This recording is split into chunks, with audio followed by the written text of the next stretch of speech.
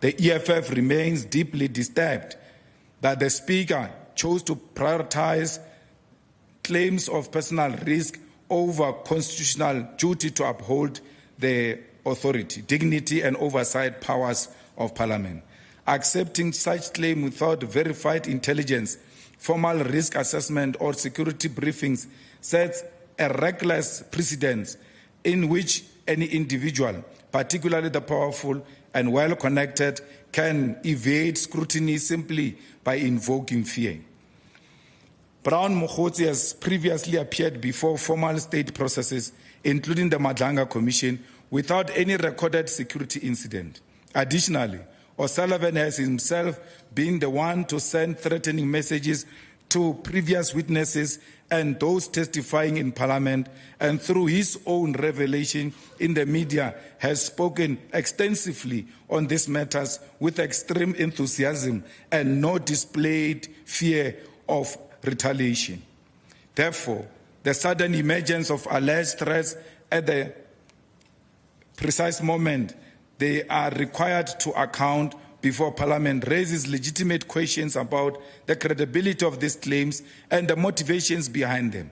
It becomes evident then that the Speaker's refusal to authorize subpoenas amounts to political protection.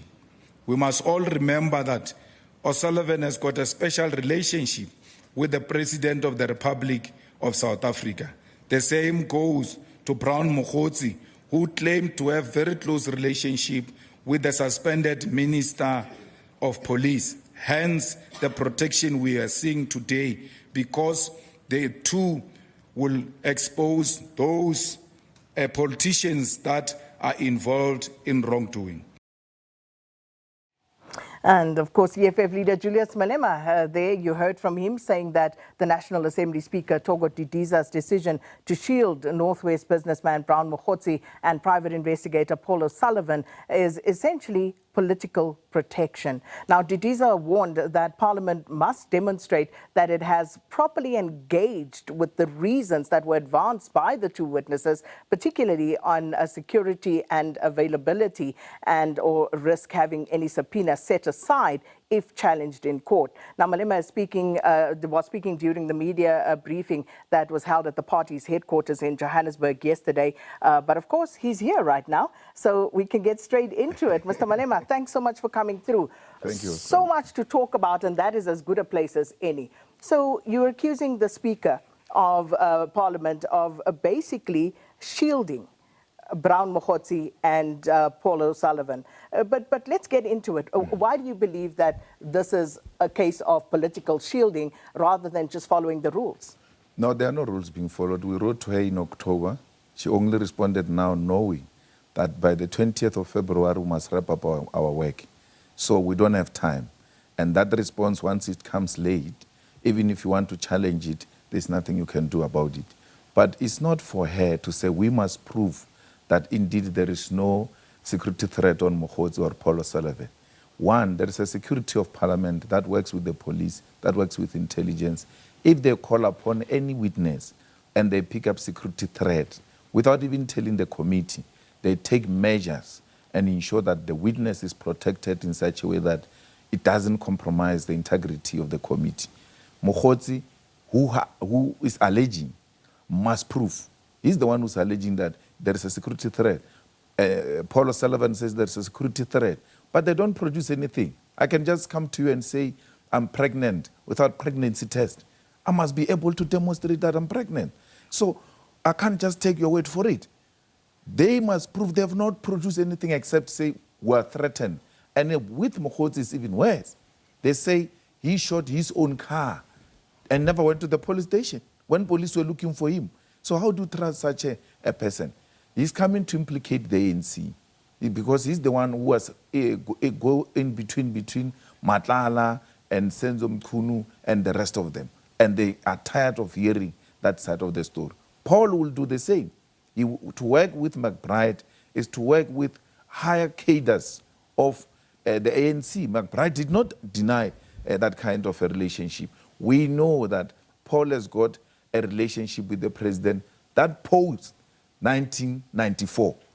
That's why there is an article in the papers, the old article, that shows Paul handing over an award to the president for community policing. What does the president have to do with community policing during apartheid? We were not policing community at that time. We were underground, we were in exile, prison, everywhere else fighting the struggle. The president is being awarded by an alleged spy from Britain as one of the good people during apartheid. So you can see this date back to those difficult times. And we're not about to get Paul O'Sullivan and Brown Mogotsi because they enjoy the ANC speaker's protection. So what you're essentially saying is that, you said it, there's a special relationship between O'Sullivan and President Cyril Ramaphosa. Absolutely. But in this instance, apart from the situation or the picture that you spoke to right now, is there any other evidence that you could present that states that makes sure that we know that there is, in fact, today, as you and I sit here, a special relationship between President Ramaphosa and Paul O'Sullivan? I don't have to produce any evidence. It's there in the ad hoc committee where Patlani and General Mkhwanazi said, Paul O'Sullivan said in public, President gave me names of people he can appoint as national commissioners of police. And I therefore recommended Patlani as a national commissioner of police. So who of civilians, and that's what we want to ask him about, and that's what we are asking the president about. Why would you give such responsibility to recommend of the recommended people who is a suitable person to occupy a position of a national commissioner of police? What more do you want? If a person can be given such a responsibility where the president said, unprecedented by the way, advertise this post, let people apply, shortlist, interview, recommend. Certain people were recommended. Amongst them was Patlani. And then Paul O'Sullivan said the president gave him the list. And then he had to choose a suitable candidate. If the president did not give him that list to choose a suitable candidate, who gave him that list? That answer can only be given by President and Paul O'Sullivan. As the EFF, why is it imperative that Paul O'Sullivan appears before the ad hoc committee in person? Why is it not sufficient for him to give his evidence virtually? It's you. What you did to him there on the virtual interview, the next thing when he didn't agree with your questions, he switched off. If he can do that to you, he's going to do that to us. He actually is doing that to us already. He says EFF, MK, and Action SA are not going to ask me questions because already they've made their mind, they're criminals, they're all and all of that. So once it's on virtual, you don't have control over him. But when it's in parliament, we're going to tell him and we'll demonstrate to him that he's nobody except being a citizen of this country like all of us. When he tries to throw tantrums and stand up, we're going to tell him, sit down. You're not going anywhere, sit down. You have taken an oath and you're going to sit through until we're done. Only the chairperson can give you a leave of absence. Otherwise, you're going to sit there. And he knows that we're not going to beg him because we're not scared of him. We are not the people he captured in the criminal justice system. That's what we want to get to the bottom of. A man who controls the police, a man who controls prosecutors, a man who controls the magistrate, a man who tells you on a national TV, I'll deal with you, and nothing happens. He threatens members of parliament. He threatens witnesses of parliament who are on the stand. He sends them messages on the stand that I'm going to deal with you for the things you said about me in that committee. So it's high time that we put him at his place so he knows that there is nothing that gives him superiority. He's nothing in the government of South Africa, and he must behave like a normal citizen. Otherwise, we'll get him locked up, and locked up for a very long time. Time running out for the ad hoc committee.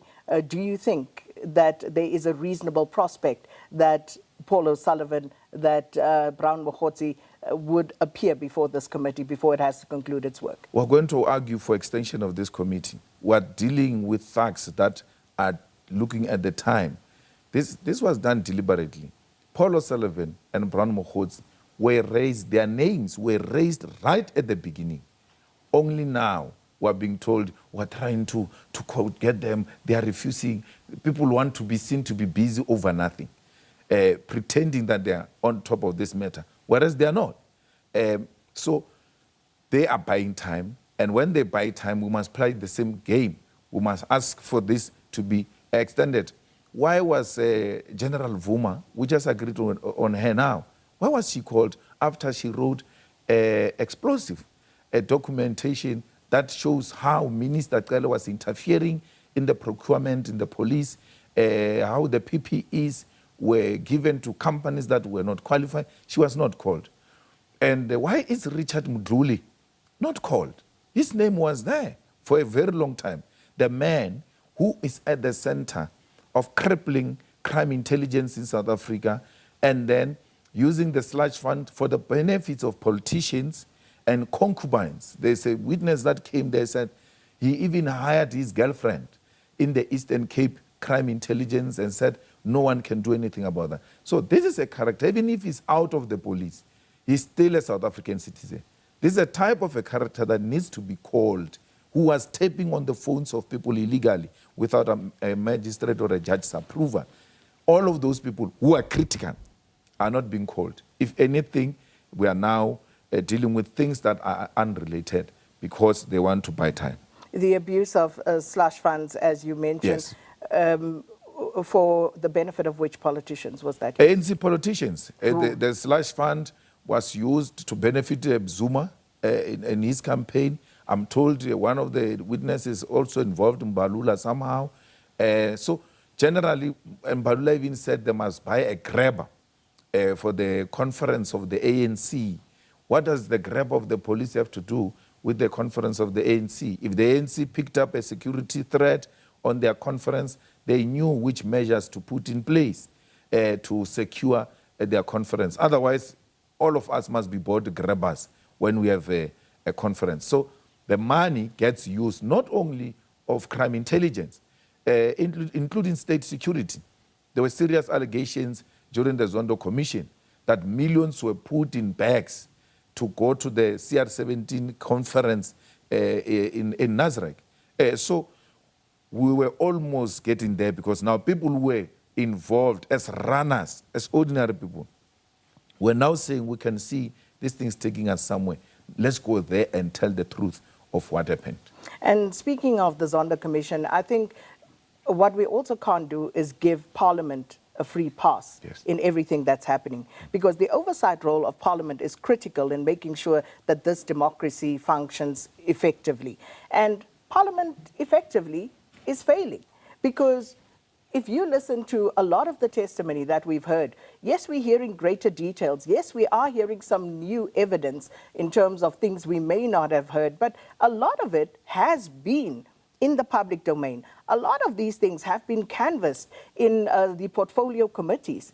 So where does Parliament come in here? Why has Parliament failed in dealing with many of these issues? If you look at, for example, the turf wars between IPID and SAPS at OR Tambo International, what has Parliament done in terms of being effective in its oversight role? Well, we have done a lot. The problem is the majority of those who are in Parliament suppress the ideas of those who do not have numbers. For instance, in these processes we're talking about, the ANC does not have majority, but it has partners with other political parties that are now called GNU.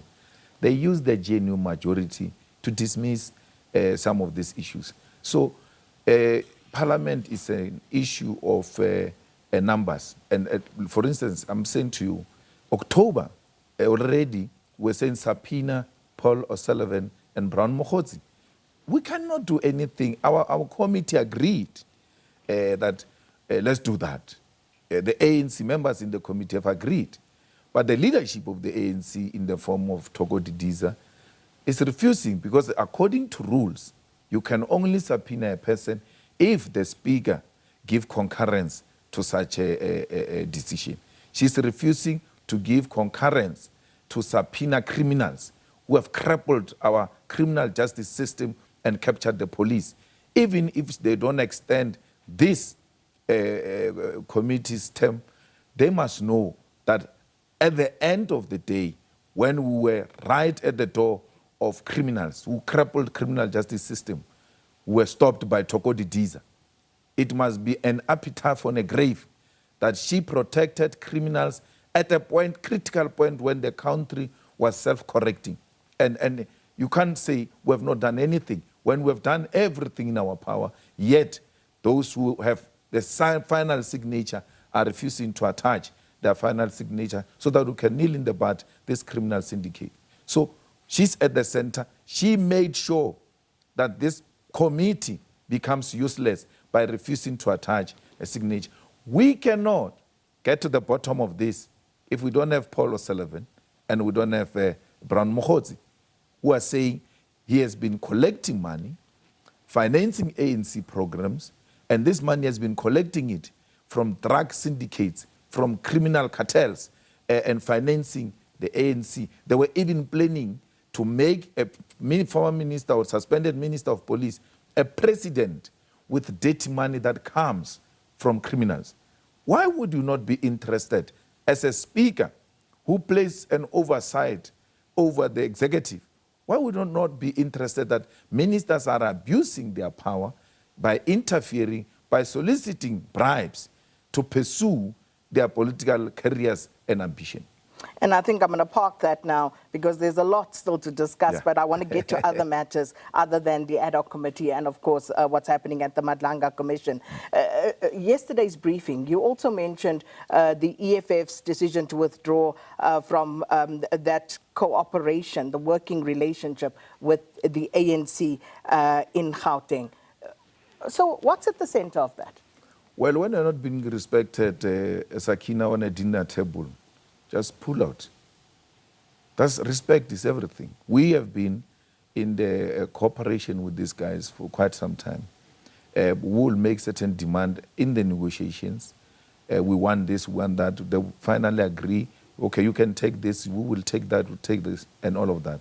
We go and recall our speaker in Ekurhuleni to send her to provincial legislature and to bring the chairperson of the province to become a speaker. The ANC fielded a candidate against an EFF candidate on a position that they agreed that that position belongs to the EFF. In Johannesburg, they give more power and strategic positions to political parties that are so insignificant and do not have the numbers that the EFF has. The same thing in Tshwane. And we are generally being undermined in the provincial executive. The EFF does not even have a single MEC. And we're not fighting, but we keep on voting for their budget because without EFF and MK, they can't get 50+1 to pass the budget, is by law. But they go and give insignificant small parties positions of MECs. And if combined, all of them combined, including those they gave committees to, they will never reach 50+1. Politically, also in terms of electoral politics, what informs your decision to put out people who are giving you that 50+1 out of government and still expect them to vote for you even when you have put them out of government? So we gave them this vote with the hope that they will self-correct. We also took a liking on Panyaza, who understands coalition politics, who never stops. I don't know how his wife survives, because at any time you call him, evening, during the day, if there's a burning issue, he's going to come by himself. He will not say, I'm going to send someone to deal with that matter. And he will attend to those issues. Unfortunately, if things come to a push, he's going to have to leave the office. But the guy is so good, and I don't know where he got such skill to maneuver the coalition politics, which are not difficult, by the way.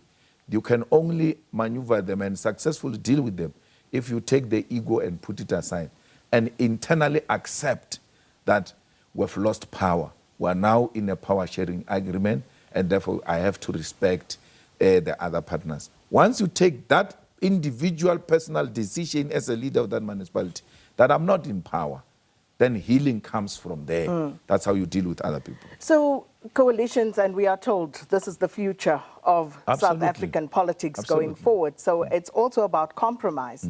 And I was reading something over the weekend where the ANC was reported to have said that in Ekurhuleni, they are not against the EFF having the portfolio of MMC of Finance. What they are against is the candidate that the EFF Exactly. is putting forward, Nkululeko Dunga. Yes. And they are saying anyone but Dunga. They say he's arrogant, they say he's a bully, and they don't want to work with him. So is that a red line for the EFF? Is the EFF not able to compromise and offer another candidate for that position? Or are you saying this is where we draw the line as the EFF, it is Dunga or nobody? That is me choosing a man for you.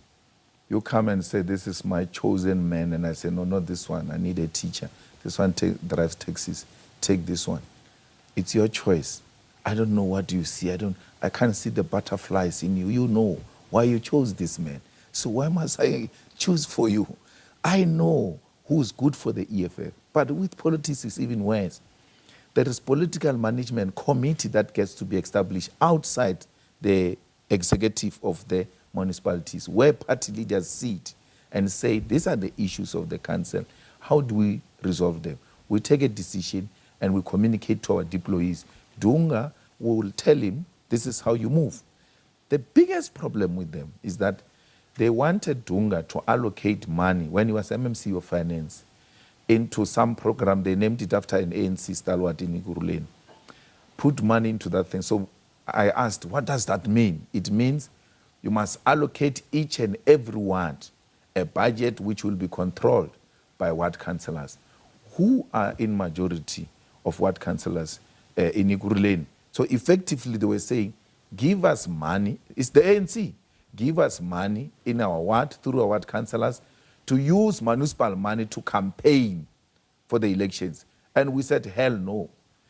Leave arrogance, leave Dunga being more beautiful than Tlhakaza, more charismatic than Tlhakaza and all of that. Leave that. Let's go to the records of when Dunga was MMC and Jongezizo was an MMC of Finance.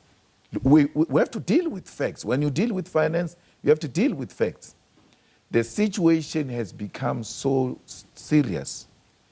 It has degenerated. If anything, we're left with one option. One day we're going to wake up without salaries being paid. Because when it starts, service providers are not being paid, and then from there, it will go to the salaries. I'm telling you, if a decisive intervention is not made to rescue the finances of Ekurhuleni, that municipality will not go anywhere. We have been getting clean audit under our own MMC. I'm not sure if we can still say the same thing now. So with that said, again, you are not willing to move on the issue of Dunga. No one is going to choose a boyfriend or a girlfriend for me. We're making our own choice. And in this case, we have chosen Dunga, who's a suitable candidate, who has done well in the past. His track record speaks for himself. But what matters worse is the chairperson of a province of the EFF. We have never said to the ANC, we want Tlhakaza as a mayor. We just said we agree the ANC must take mayorship without attaching names. And the same went to all municipalities. I mean, if that was the approach, why would Dada Morero still be a mayor? The most person who has got no interest, none whatsoever, in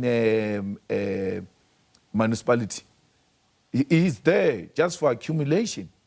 Every time he opens his mouth, it's about which project they get.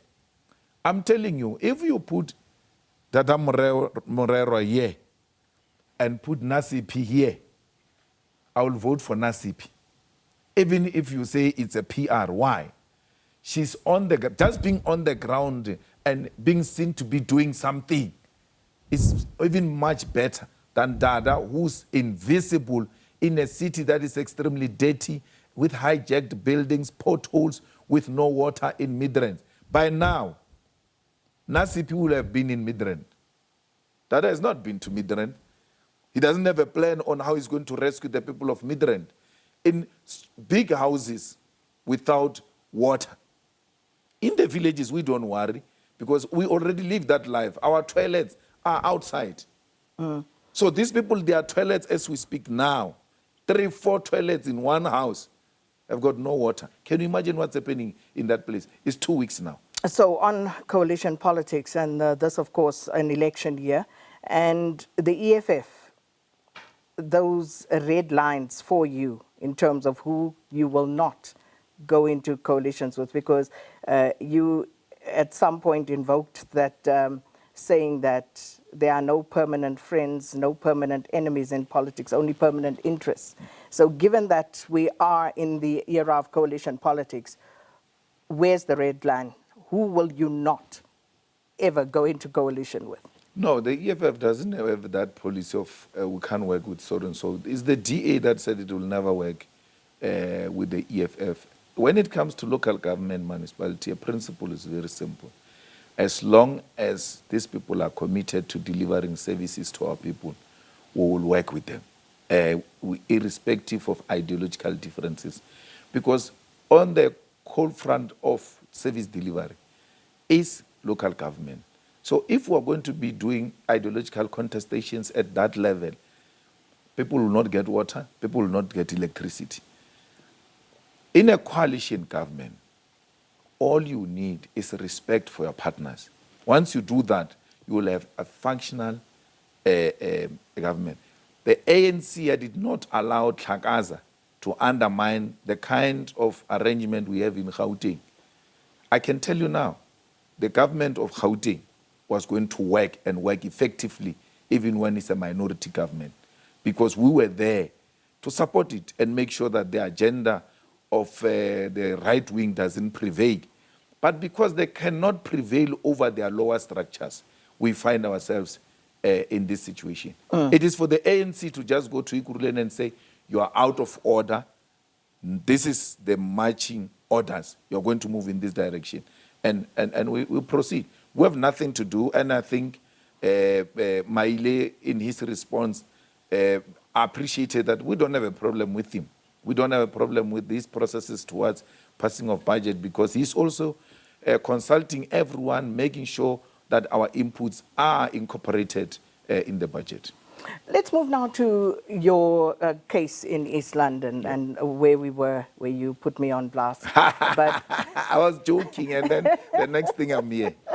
all the same, you are here. So let's talk about that, because the charges are quite serious and the implications are serious. You have been convicted.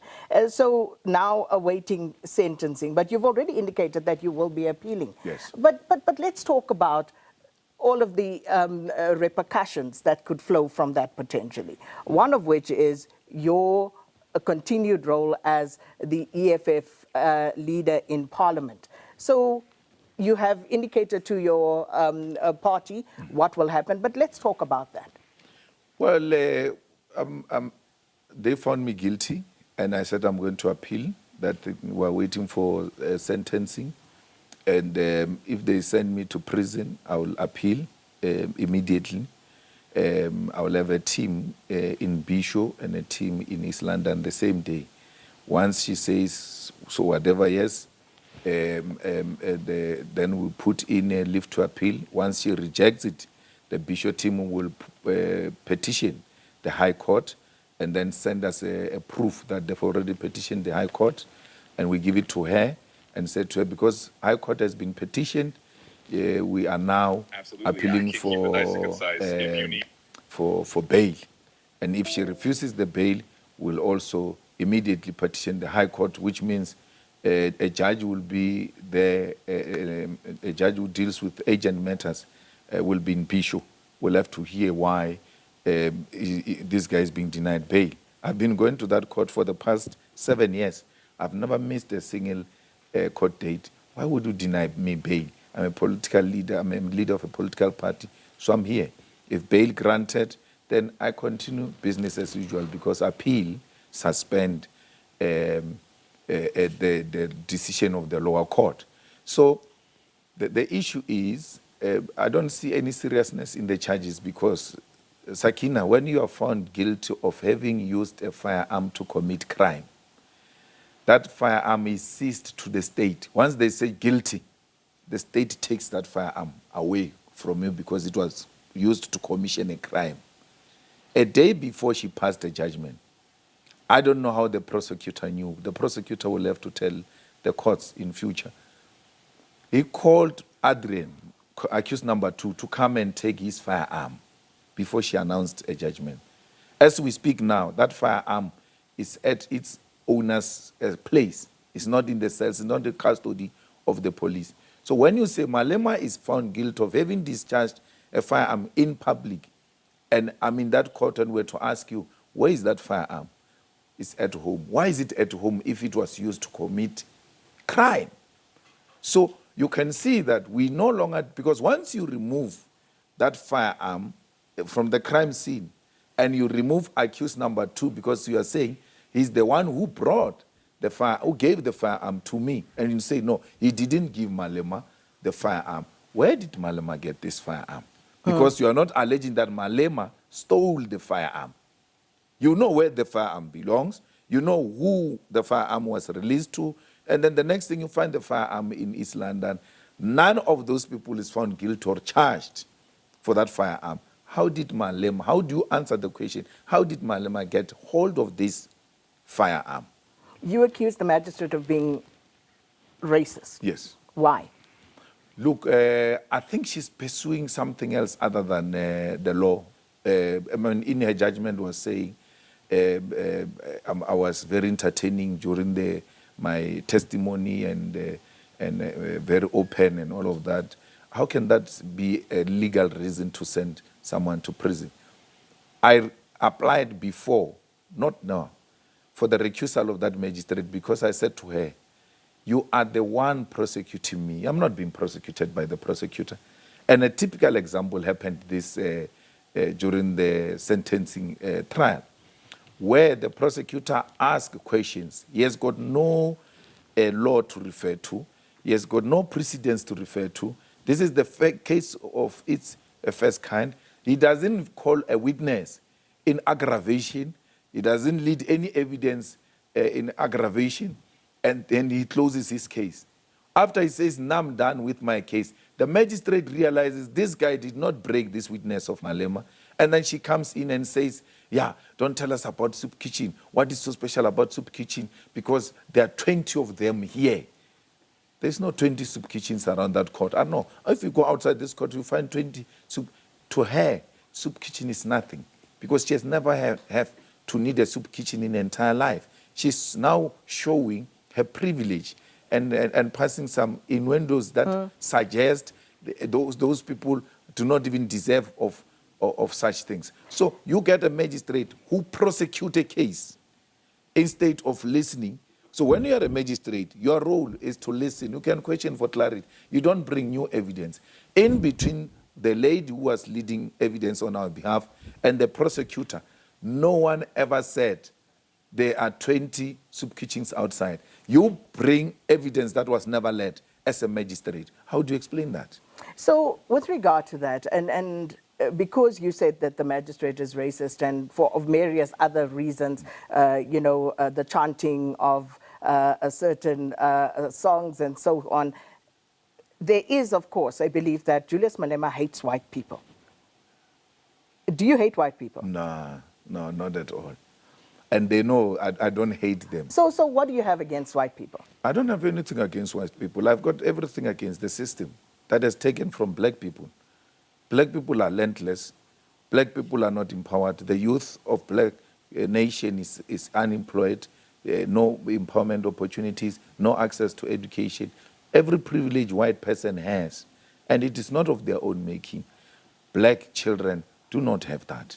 And when I speak about that, because they are the ones who have those privileges, they now concoct a message to create a negative narrative about my messaging, that we need to share the wealth of the country. We need to share the land of the country.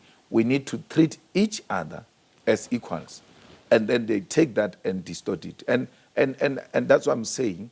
they actually understand me better than black people, because some black people do not know English.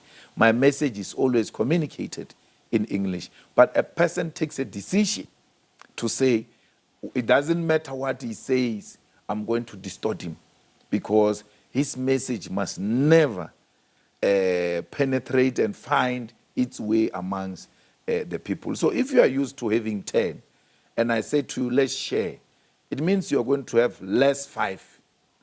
And they are refusing to have less 5. Even when 5 they're remaining with, it's enough for them. They are refusing. So that cannot be racism. I never had, in my entire life, I never worked for a white person. Never worked as unlike other children from poor background like me. I never worked as a gardener. I never worked in a shop. And I never had any proper interaction with white people where you will say, but okay, maybe the hatred comes from there. I remember one day I was in a club. I was with Mazodi and his family in a club. And then some white lady came to sit on my lap. And then they took a picture. That picture is still circulating till today. And people say, for sure it is this hand which had Malema, and that's why Malema doesn't like white people. But I didn't know her. She asked for a picture like I do with everyone. I gave her a picture. The first time I worked with white people, first time in my life, was in 2014 when I arrived in Parliament, and then white people were put next to me here in the form of a DA. That was the closest I've been to white people. So I've never done a business deal with a white person. I'm trying to find that, what is it that people can make it so personal about Malema hating white people? I hate the system. I hate the capitalist system that exploit our people and leave them with nothing. All right. We need to run through a few issues that I quickly want to touch on. Your erstwhile brother, Floyd Shivambu, Africa Maibuye leader now, he says that the disconnection for him from the EFF came when he realized that the party's leadership was complicit in tender fraud. Yeah. What is your response to that? Are you aware of that? There's no such a nonsense. I mean, what is he saying? Moving away from the EFF because the party is moving towards the direction of corruption. When we formed the party, I had a corruption case in Polokwane. He was always next to me. If he hates what he says he hates now, why didn't that time he didn't even have to be next to me?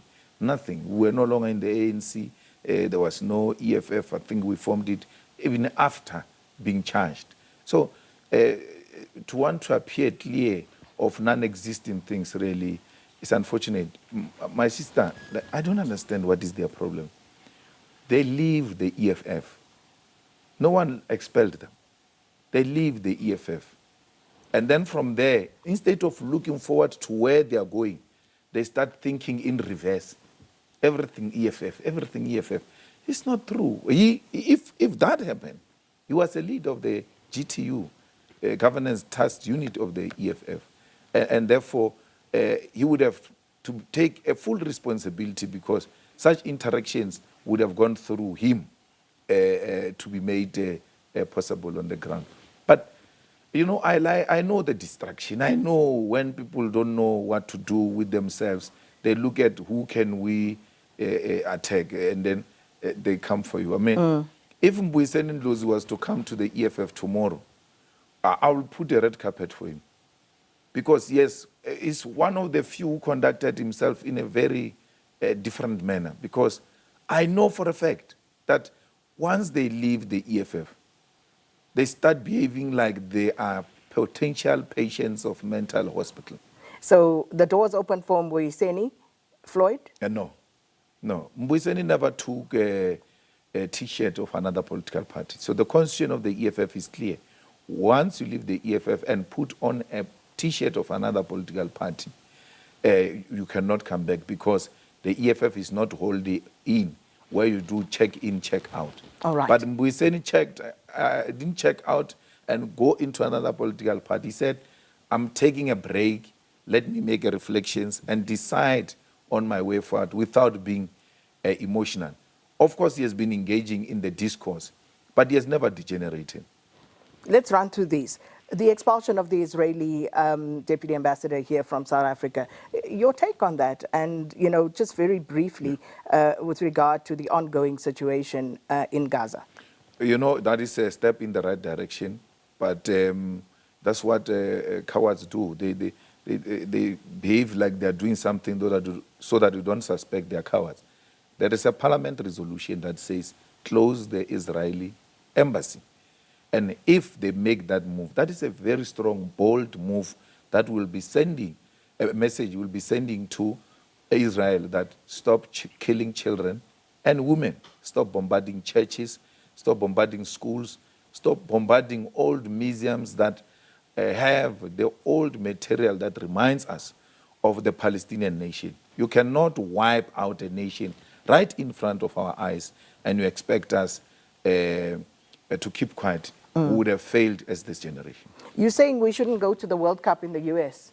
Why should we ban or boycott that event? Well, there is a violation of human rights in the US now. There is that unit called ICE, which is attacking immigrants, especially those who can't produce. So we have lived through that, where we had to put our IDs on our foreheads for us not to be beaten up. We cannot guarantee the security of Bafana Bafana. We cannot guarantee the security of the fans of South Africa if we are allowed in that particular country. It is not safe to go to America, not only during the World Cup. Any South African who had an intention to go to America, this is not the time. It is dangerous. Secondly, the support of America to Israel to bombard Palestine is a support in solidarity with those who are victims of the imperialist forces and the powerful. Because we cannot allow America to continue the policy of violence and there is no international solidarity. Maduro has been arrested without a due process. Greenland is going to be expropriated without a due process. Interference everywhere through violent means is not something we want to associate with. So we, the beneficiaries of international solidarity, should be knowing what international solidarity can do in pressurizing the powerful to succumb and respect human rights. We're out of time. Final question, victory or death, 2026? Yes. Can anyone other than Julius Malema lead the EFF? Absolutely, absolutely. The EFF, actually Ipsos gives that research, and you can even check with them. They say the brand EFF has grown beyond the brand Julius Malema. And that's what makes me very happy, that EFF is no longer Julius Malema. It is an institution on its own. It can stand on its own. It ran a plenum now. For the first time in the past 11 years, I had to go on Friday, after speaking, to go and bury one of my relatives. And they ran the whole of Saturday alone with the deputy president and the SG and the leadership. And went to commissions. The following day, I joined them. They produced very good results without me being there. So EFF is not Julius Malema. It's time for you to step aside. It's not your call. You're going But to will you? You're going to take. But will you? No, it's not your call to say that. No, I won't do it, by the way, but it's not your call to make. I won't do it. I'm still very young. Where must I go at this age? 44. When people are loitering around at 89, 94 and all of that. No. We'll find out when the time will be right. Julius Malema, EFF President, Commander-in-Chief, speaking to us here on Morning Live. That's where we'll leave it. Let's hand it over to Leanne for the news.